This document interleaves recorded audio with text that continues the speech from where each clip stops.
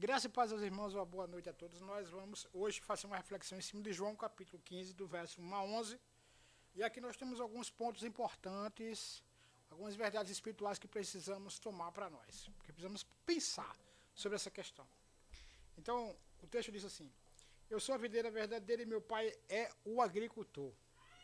Todo o ramo que estando em mim não der fruto, ele o corta, e todo o que der fruto limpa, para que produza mais fruto ainda.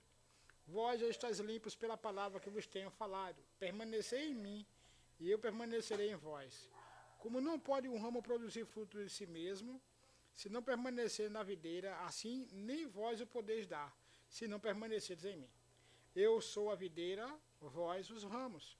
Quem permanecer em mim, e eu nele, esse dá muito fruto, porque sem mim nada podeis fazer. Se alguém não permanecer em mim, será lançado fora.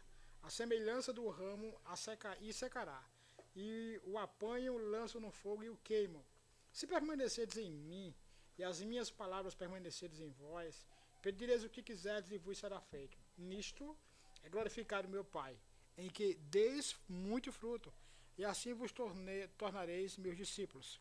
Como o Pai me amou, também eu vos amei. Permanecei no meu amor. Se guardares os meus mandamentos, permanecereis no meu amor.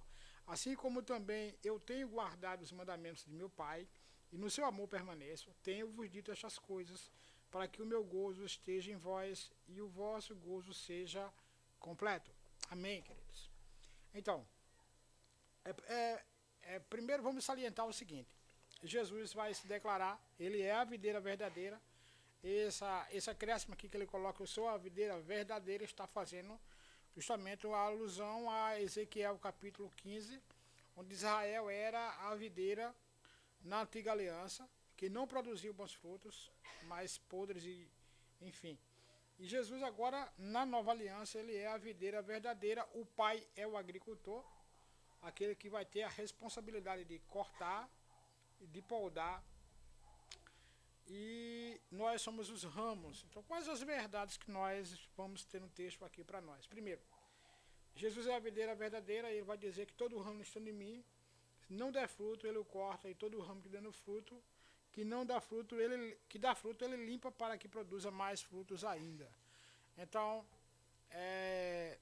Jesus, ele é a videira. Nós queremos deixar bem claro que o texto está muito óbvio acerca disso, que como videira e ramos ligados à videira, ele é a fonte, ele é aquele que pode nutrir os ramos só podem ter condições de crescer, os ramos só podem ter condições de florescer, os ramos só podem ter condições de dar frutos, os ramos só podem ter condições de se manter saudáveis se estiverem ligados à videira que é Jesus Cristo.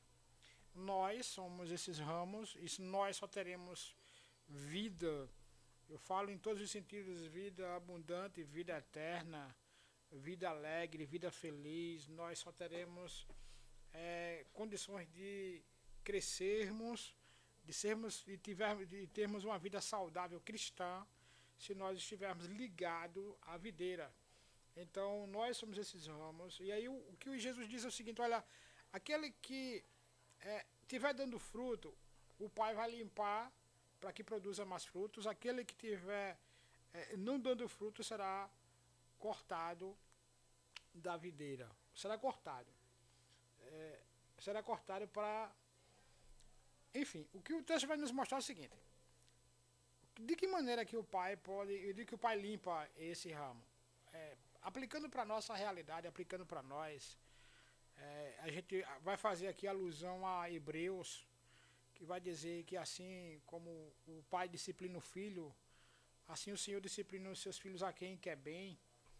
É justamente a ideia do pai trabalhar na vida do cristão para que esse cristão seja melhor, para que esse cristão ele possa ter uma vida mais saudável, para que esse cristão cresça e dê frutos, para que esse cristão ele possa desenvolver a sua vida cristã de maneira saudável. O Pai vai trabalhar na vida dele, vai trabalhar no caráter dele, o Pai vai trabalhar através de provações, através do sofrimento, que é uma das ferramentas que Deus usa na vida dos seus filhos. O sofrimento, aprovação. Enfim, as ferramentas que Deus também usa. Tiago nos mostra e nos fala sobre isso. São as ferramentas que Deus vai trabalhar para trabalhar na vida dos seus filhos, para que eles possam amadurecer, para que eles possam crescer, para que eles possam ser aperfeiçoados. Então, é através dessas ferramentas que nós somos aperfeiçoados por Deus. Então, quando o texto fala sobre limpar, para que produza mais frutos, está justamente se referindo a isso daí. O desejo de Deus é que venhamos dar muitos frutos, mas muitas vezes precisamos ser trabalhados para que possamos dar frutos. Muitas vezes nós estamos empolgados, querendo trabalhar para o Senhor, querendo fazer alguma coisa para o Senhor, mas muitas vezes nós não estamos em condições de dar frutos porque precisamos ser mais aperfeiçoados. E aí no verso 3, ele vai dizer assim: vós já estáis limpos pela palavra que vos tenho ordenado. Nesse verso 3, Jesus vai dizer o seguinte: vós estáis limpos pela palavra que vos tenho falado. Está justamente ligado aos seus ensinos.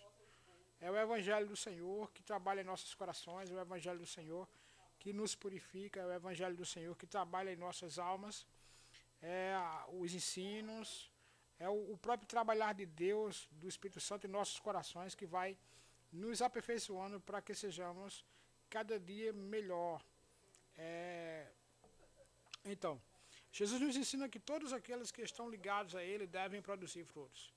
Devemos entender, irmãos, nesses versos, que há em nós e deve haver em nós a necessidade de produzir frutos. Todo cristão, ele foi chamado para produzir frutos. Então, todo cristão tem alguma medida de fruto. Todo cristão tem alguma medida de frutos, de frutificação. Por quê? Porque os frutos, eles são a marca do verdadeiro cristão. Não existe cristão sem frutos. Todo cristão ele deve produzir frutos. Então, se o fruto é uma marca do cristão, é dever de cada cristão dar frutos, e a vontade do Pai é que venhamos dar muitos frutos. Então, Jesus é muito claro nesse sentido quando ele diz isso, que somos podados por Deus para que possamos dar muitos frutos, e que aqueles que são cortados também foram cortados porque não produziram frutos. Aí entra a pergunta: mas por que é que não produziu frutos? Por que é que foram cortados? O que é ser cortado, né? O que é ser lançado fora? E aí a gente tem essa questão muito interessante, é que alguns estudiosos sustentam que esses que não deram frutos, esses que foram cortados, é porque não estavam ligados à videira. Eu digo ligados no sentido assim, não faziam parte dela. Lembra da doutrina de Jesus no capítulo 10, no capítulo 17 de João, quando ele diz que nenhum daqueles que são dele se perdem. Todos estão guardados nas suas mãos e eles não se perdem. Então, quando Jesus fala acerca de Judas Iscariotes, você vai dizer: Pai, somente um se perdeu, que foi aquele que era o filho da perdição, que já estava preparado, foi preparado para aquilo. Então, o que nós devemos entender e aplicar em nossas vidas claro que ninguém aqui vai dizer: não, eu sou... Não estou dizendo aqui que você vai ser ou você não será. Estou dizendo aqui que você tem que ser, você tem que procurar, se você é um cristão genuíno em Cristo Jesus, se você está ligado em Cristo Jesus, produzir frutos. Produzir frutos. Lembre-se que a palavra de Deus foi nos deixada para nós que somos crentes. É muito claro quando até Lucas fala sobre isso, que foi deixada para que aqueles que creiam, aqueles que creem em Jesus. A palavra de Deus, ela existe para alimentar, para nutrir aqueles que creem, né? Então, é por esse meio que os ramos são limpos, por meio da palavra, por meio dos ensinos de Jesus, por meio da vida de Jesus, por meio dos exemplos que Jesus deixou, por meio dele, por causa dele que nós somos limpos. Então, Jesus aqui apresenta também 3 fatores importantes na nossa vida. Primeiro, no verso 4, Permanecer em mim, eu permanecerei em vós, como não pode o ramo produzir fruto em si mesmo, se não permanecer na videira. Assim nem vós o podeis dar, se não permanecerdes em mim. A condição que o Senhor nos dá é justamente essa. Desses três fatores que eu falei, a primeira condição é que o crente deve permanecer em Cristo. Isso comprova verdadeiramente que esse ramo está ligado a eles. Nós entendemos que a graça da perseverança é dada a nós para que possamos perseverar até o fim. Lembre-se que uma das questões que nós acreditamos é a perseverança dos santos. Nós vamos crer e nós vamos perseverar até o fim, né? Então nós vamos lutar até o fim, caminhar com Jesus até o fim. Se a coisa está boa, a gente caminha com Cristo. Se a coisa está difícil, a gente caminha com Cristo. Independente das circunstâncias, nós devemos continuar, permanecer em Cristo. Amém? Então, como vocês, e muita gente canta aí, que é uma verdade, né? Se Deus der, Ele é Deus. Se não der, Ele é Deus. Deus é Deus, dando ou não dando. De toda maneira, Deus é Deus, então devemos seguir a Deus, estar firmados em Cristo Jesus, independente das bênçãos que Ele traz em nossa vida. Porque as bênçãos espirituais, que são as principais, já nos foi dada. Então devemos permanecer em Cristo, e essa é uma condição que temos para poder dar frutos, é permanecer em Cristo. Ele também faz uma comparação.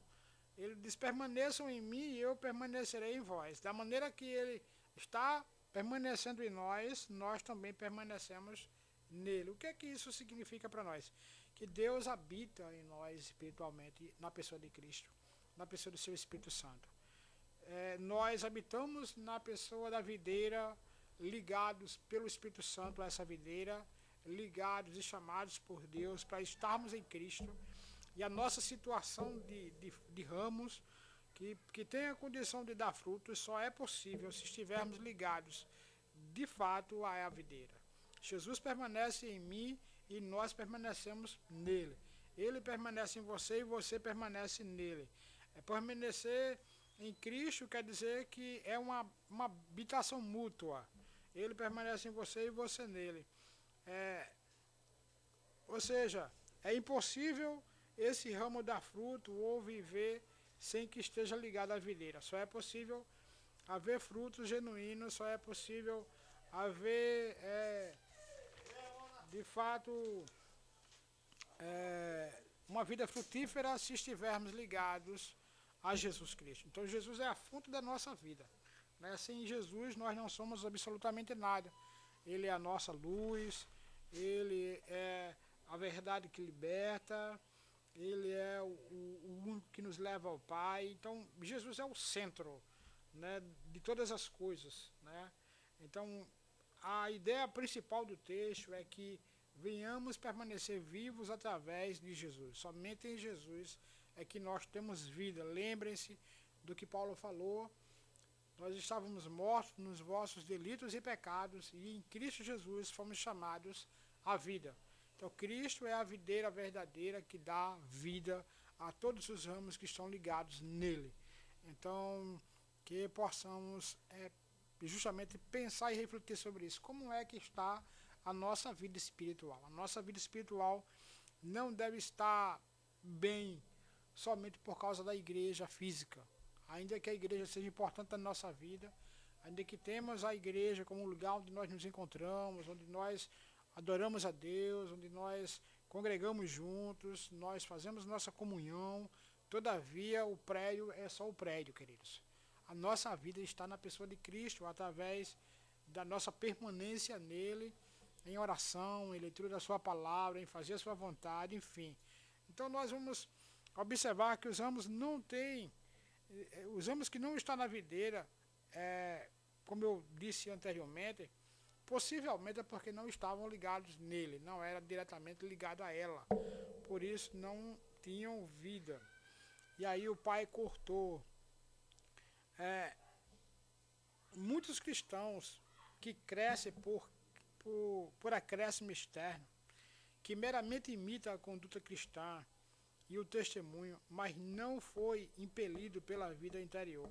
Eu quero deixar essa frase aqui bem clara, no sentido de que, qual é a ideia que nós temos aqui?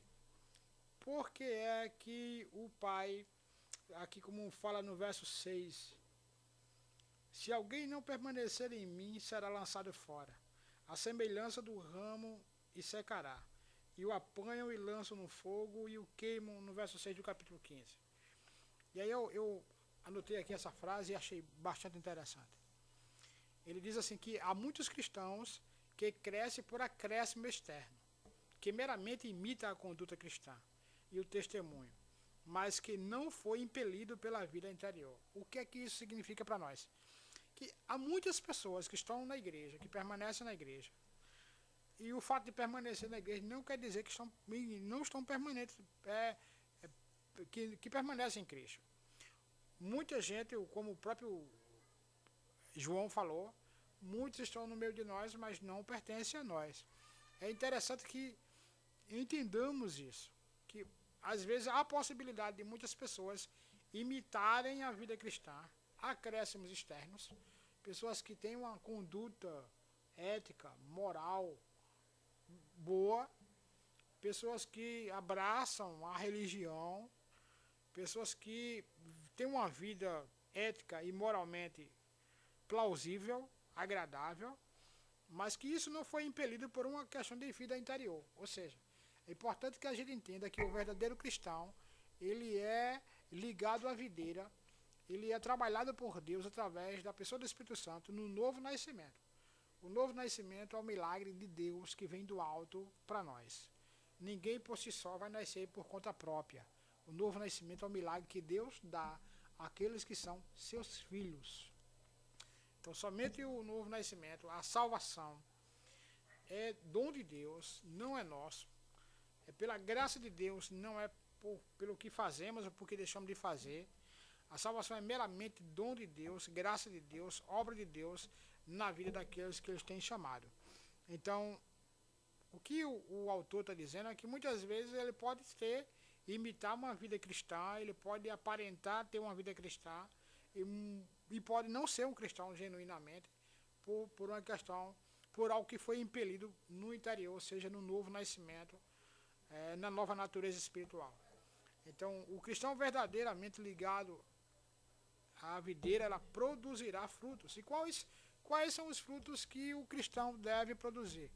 A que fruto o texto se refere a que o cristão deve produzir? No verso 7, ele vai responder somente isso. Se permanecerdes em mim, e as minhas palavras permanecerem em vós, pedireis o que quiserdes e vos será feito. O que é que isso quer dizer? Oração efetiva em nome de Jesus. Somente aqueles que estão ligados a Jesus, somente aqueles que estão ligados à videira verdadeira, têm condições de orar efetivamente em nome de Jesus. É interessante que muitas pessoas clamam por Deus, muitas pessoas oram a Deus, muitas pessoas buscam a Deus, mas o que o texto nos mostra claramente é que a oração só é efetiva em nome de Jesus quando verdadeiramente esses ramos estão ligados à videira. É muito comum as pessoas clamarem por Deus quando estão sendo encontradas em apuros, quando estão em dificuldade, quando estão vivendo uma vida difícil, seja fisicamente, seja psicologicamente, financeiramente, enfim, quando são encontradas em apuros. Então elas clamam por Deus. E aí, se a oração é ouvida ou não, a questão é que o texto nos mostra que um dos frutos que o ramo verdadeiro, aquele que está ligado em Cristo, o ramo que está verdadeiramente conectado com Cristo, ele tem uma oração efetiva em nome de Jesus. Ele tem a bênção de ser ouvido e respondido através do nome de Jesus. Esse é um fruto do ramo. Outro fruto que o texto nos apresenta é no verso 8. Nisto é glorificado meu Pai, em que deis muito fruto, e assim vos torneis meus discípulos. Ele vai dizer assim, um dos frutos que o texto também nos mostra é a obediência aos mandamentos. Como vai falar o verso 10, se guardares os meus mandamentos, permanecereis no meu amor, assim como também eu tenho guardado os mandamentos do meu Pai, e no seu amor permaneço. Então, um dos frutos que esse ramo vai dar, um é a oração efetiva, dois é a obediência aos mandamentos, três é uma experiência de Jesus na sua própria vida. A ideia é que quando nós estamos em Cristo, de fato e de verdade, no verso 8, nisto é glorificado meu Pai, que deis muito fruto e assim vos torneis meus discípulos. Quando nós estamos em Jesus, nós não somos apenas seguidores de Jesus, nós somos feitos discípulos de Jesus. E uma vez sendo discípulos de Jesus, nós teremos condições de dar esse fruto, de imitar. A ideia do discípulo é ser aluno, imitar o mestre, seguir os passos do mestre. Somente os discípulos de Jesus, somente um ramo que está ligado à videira verdadeira terá condições de dar esse fruto, de ser um verdadeiro seguidor de Jesus, de ser um verdadeiro discípulo de Jesus. E outro fruto que é possível que esse ramo dê, uma vez que ele esteja ligado verdadeiramente em Jesus, é o amor para com os outros. Ele diz no verso 9, como o Pai me amou, também eu vos amei, permanecei no meu amor. No 10 ele manda guardar os mandamentos, no 11 ele diz, tenho-vos dito estas coisas para que o meu gozo esteja em vós e o vosso gozo seja completo. Aí no 12 o mandamento é esse, que vos ameis uns aos outros, assim como o Pai, assim como eu vos amei. Um dos frutos que o texto nos mostra também é o amor para com os outros e alegria também completa em Jesus. Quando diga a ideia completa, a alegria completa em Jesus, eu falo de tanto você ter alegria em Jesus, se alegrar-se nele, alegria na salvação, como também no último dia, quando nós recebemos o nosso galardão, vivemos a eternidade com Deus na completude da alegria. Já disse alguém que nós estamos incompletos sem Jesus, e como se Jesus estivesse incompleto sem nós, o noivo esperando pela noiva, e um dia terá o encontro e tudo será completo. Então um dia nós estaremos com Jesus e a nossa alegria será completa. E aí o que nós também entendemos é isso, é que o nome de Jesus, o nome de Deus seja glorificado, que seja glorificado através dos frutos que nós vamos dar, como disse o verso 8. Que dês muitos frutos, essa é a vontade do Pai, nisso é glorificado o meu Pai. Então que possamos glorificar Deus dando muitos frutos. Como eu já falei, o fruto da obediência, de guardar mandamentos, de amar uns aos outros, de se alegrar com Jesus, de dar um testemunho de vida de Jesus. É importante que a gente entenda que esses frutos é um resultado da perseverante dependência da videira, dirigida pela fé, abarcando na vida que o crente tem com Deus. Então, é importante que a gente entenda justamente isso, que esses frutos são um resultado de uma vida perseverante em Deus. Devemos estar firmados em Deus, devemos perseverar em Deus. O resultado desses frutos justamente é a nossa dependência de Deus e que possamos a cada dia buscar estar firmados no Senhor, dando frutos ao Senhor na nossa vida cristã, sendo um cristão genuíno, e que possamos pensar justamente isso, meus queridos, que a nossa vida cristã não depende somente da vida na igreja. Nós vamos passar aí mais alguns dias sem estar presente na igreja, mas que possamos todavia entender isso, que a nossa oração no quarto, que é nosso jejum, que a nossa leitura da palavra, que a nossa vida espiritual não depende unicamente da igreja, depende da nossa vida com Deus, a nossa relação com Jesus, a nossa vida espiritual, o nosso desenvolvimento cristão, os nossos frutos dependem da nossa dependência de Jesus. Então, que durante esse período nós não venhamos relaxar, que nesse período nós venhamos estar estreitando os laços com Jesus, andando com Jesus. É possível, como eu disse no início, que muitos cristãos venham a esfriar, venham a se afastar, que muitos líderes até possam passar pela mesma situação. Às vezes nós somos tão firmes ali na igreja, estamos tão voltados para a vida religiosa na igreja, que esquecemos que a nossa vida é um reflexo da nossa vida em casa, né? Então nossa vida espiritual ela deve estar totalmente, como diz alguns, possamos estar cheios de Deus, cheios do Espírito Santo, cheios do poder de Deus, com a vida calorosa, fervorosa, que não venhamos esperar a igreja abrir para fazer isso, senão vai ficar muito difícil. Que possamos olhar para Jesus, firmar em Jesus, e a nossa relação com Jesus, ela vai edificar nossas vidas, ela vai restaurar nossa vida espiritual, ela vai nos manter cada dia mais saudáveis, dando fruto. Então que não venhamos apenas nos deter na igreja. Amém? Que Deus possa abençoar os irmãos, que os irmãos sejam abençoados através desse texto, que é um texto simples, mas que possamos ter o cuidado justamente de depender de Jesus sempre, de esperar nele sempre, e de descansar a nossa vida espiritual nele, de buscar nossa vida nele, não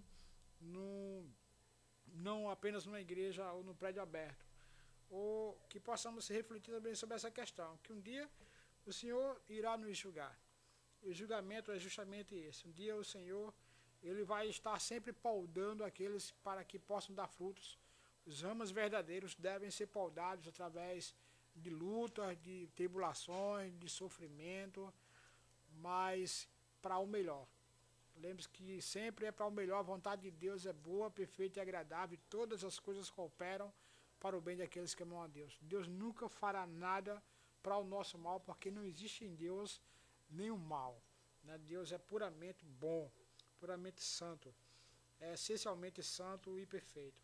Mas que possamos ter esse cuidado. Um dia o Senhor julgará, e um dia o Senhor julgará, e como o próprio texto diz, esses ramos que não produzem frutos serão lançados e serão queimados.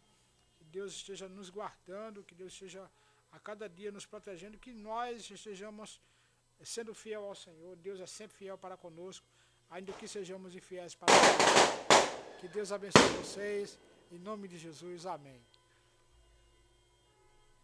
Senão, piora.